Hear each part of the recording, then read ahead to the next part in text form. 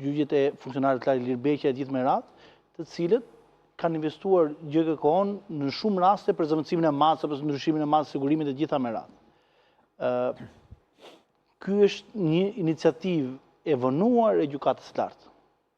Unë gjithmonë kam bërë qëndrimi që politika penale bëhet edhe pa nevojë ndryshimit të ligjit. Siç jemi në këtë rast, sepse është në frymë dhe në përmbajtjen e kodit procedurës penale dhe të kodit penal. Nuk ka nevojë për në frymën e kushtetutës madje. Nuk ka nevojë për ndryshimin e kodit procedurës penale për të bërë një politikë penale më të qëndrueshme ose më të përshtatshme për nevojat që ka shoqëria. Sepse duhet kuptojmë që politika penale është bërë nga kërkesat e prokurorisë ose nga kërkesat ose nevojat e shoqërisë. Ju e mbani mend për shembull që një gjykatë që merrte një vendim arrest në shtëpi apo detyrim paraqitje dhe ishin raste mediatike dhe ndodhte që ky personi që po hetoi krynte një vepër tjetër penale, të dilte ministri i brendshëm në televizor dhe të merrte ti sule gjykatës. Po me çfarë kishte familja e gjyqtarit, jo çfarë ishte gjyqtari, po domethënë një sulm barbar ndaj organeve të drejtësisë.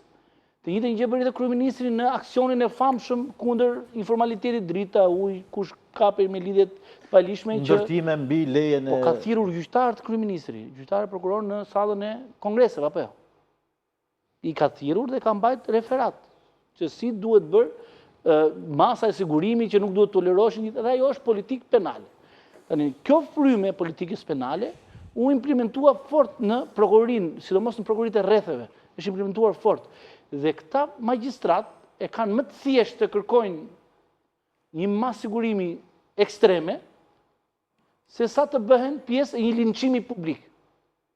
Janë detyruar. Kjo është arsyeja që. Kjo është arsyeja kryesore në mendimin tim. E udhëheq këtë politikë. Politika penale vjen nga qeveria dhe nga nevoja që ka shoqëria. Pra prokuroria e përgjithshme mund të nxjerrë udhëzime, për shembull për trajtimin e rasteve specifike, që do të thotë kemi rastet deri vonë ka qenë aksidentet automobilistike, ishin gjitha arrest me burg, gjitha. Tani ka ndryshuar politika penale për shembull. Ka prokurorë që nuk i kërkojnë më dhe gjykata nuk i vendos më masën e arrestit me burg. Në varësi të rrethanave kuptohet që kanë çuar tek ajo vepër penale. Kur je i dhëur në timon edhe vetëm me 200 km/h. Ajo është rast ekstrem, është përjashtim nga rregulli.